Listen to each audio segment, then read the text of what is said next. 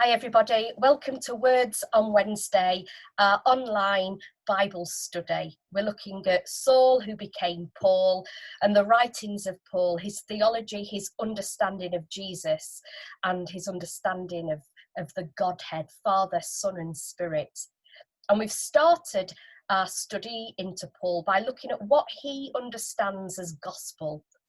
And we've looked already at Jesus as crucified, we've looked at Jesus as risen, and today we'll be looking at the last two of the fourfold understanding of what gospel means to Paul. So today we're looking at Jesus as King and Jesus as Lord. Now I'm going to be using my notes. You'll notice that I've got glasses on. When I became 45 in August, which is just a mere spring chicken, I hear you cry. Well, it was like I got to 45 and my eyes just wouldn't quite work the way that they'd worked the day before. But anyway, that's why I've got them on, so I can actually see the notes that I'm using. And as I've said before, my notes are from the book by Tom Wright, What Paul Really Said. So first of all, let's think about King Jesus.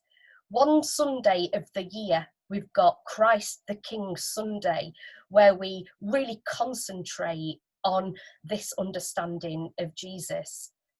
But I must say, it does seem to be, certainly in Methodist circles, something that we don't give a lot of time to. So let's unpack it in a little bit more detail. First of all, Jesus Christ. Well, Christ is not a name, it's a title. But it does become a name in early Christianity, because what happens is with the Gentile converts, they haven't got the Jewish understanding of the title Christ, or even the understanding of what a Messiah actually is. So Jesus Christ becomes Jesus's name. For Paul, Christ clearly means Messiah, and Messiah means the anointed one. Now, historical writers do describe other movements before Jesus and around the time of Jesus and after Jesus, other messianic movements, a dozen or more. In fact, Josephus, who is a historical writer from around this period, talks of quite a few of these small religious sects, religious movements. But for Paul, he believed that Jesus was the true Messiah, the true King against all others, the true Messiah, the true anointed one. So Jesus is an unexpected person as well to hold this title. And certainly the title King, a very, very unexpected king.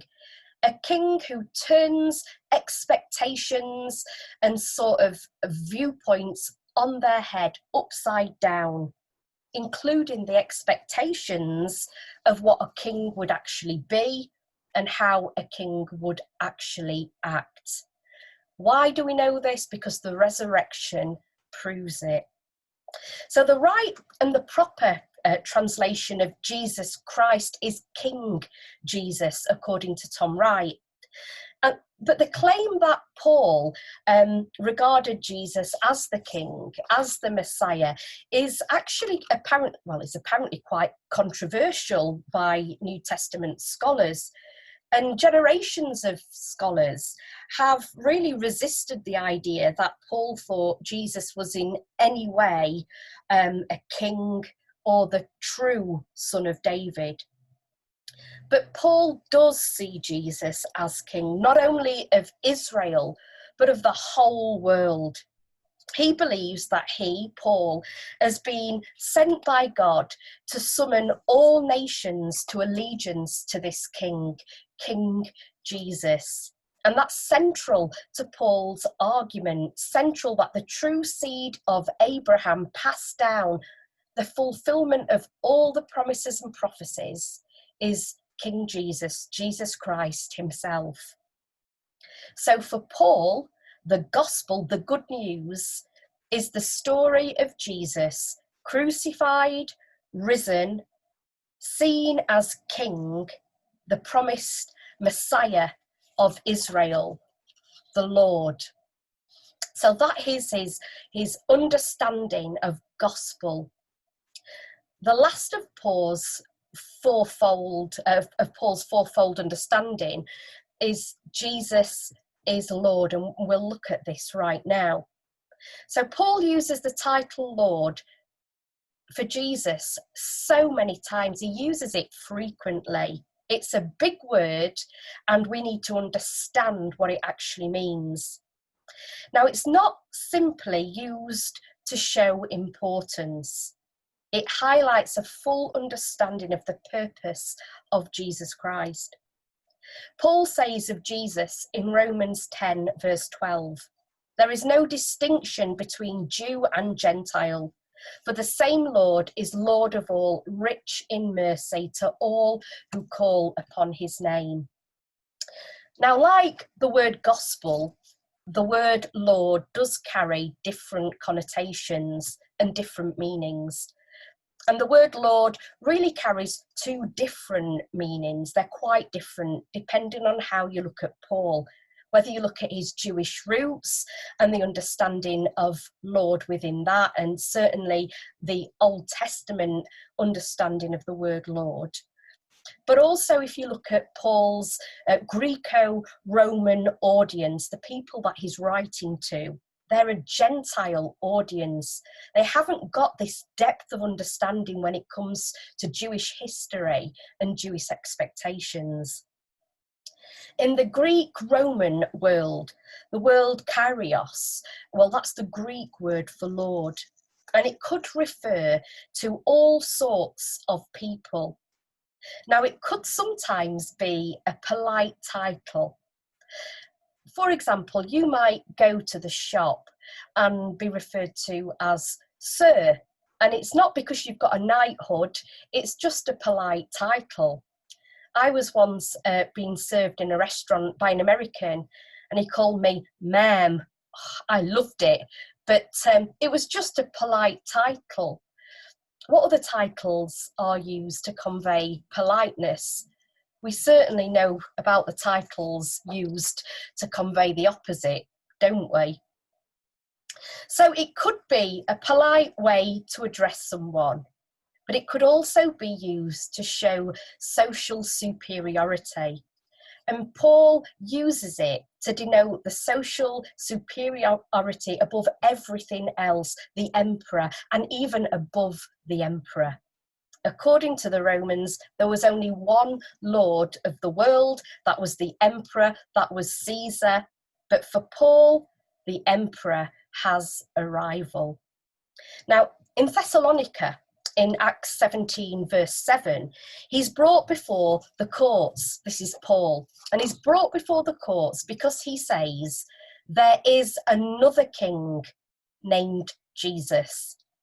And in Philippians, still Paul gives us a breathtaking impression, a breathtaking vision of who Jesus is and who God is by using this title.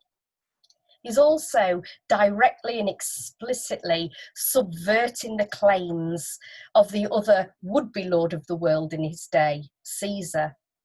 In fact, people would say, Caesar is Lord. And Paul said, no, Jesus is Lord. He says, every tongue shall confess that Jesus is Lord. Normally, people would cry, Caesar is Lord, when they saw the Romans. Paul usurps all of that. It's a real political move as well. And guess what? It doesn't go down well with the Romans.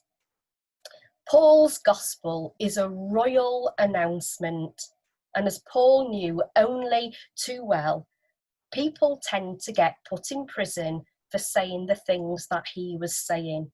So we shouldn't be surprised at all to discover that prison is the place Paul was when he wrote half of his letters. So for Paul, ultimately, everything he said about Jesus was a way of talking about God. God crucified, God risen, God as King, God as Lord, made known to us in Jesus. The Gospel of Paul was a message about the God of Israel, being God of all, the true God, sending his true Son in fulfillment of prophecies of Scripture to redeem his people, to redeem them from their bondage, to rescue them from their bondage to false gods and false ways of living, the elements of the world. And now he sends his own Spirit to make his people truly what they were before, only in theory and in hope, his own children, heirs of his world. So for Paul, the gospel is not a message about how you get saved. It's a fourfold announcement about Jesus. And next week, we're going to look at Paul and Jesus together and what that means for us today. So I hope you've enjoyed what seems to be 5 weeks of a fourfold understanding of gospel. And next week, Paul and Jesus. Looking forward to learning more as we learn together. So take care, everybody. Goodbye and God bless.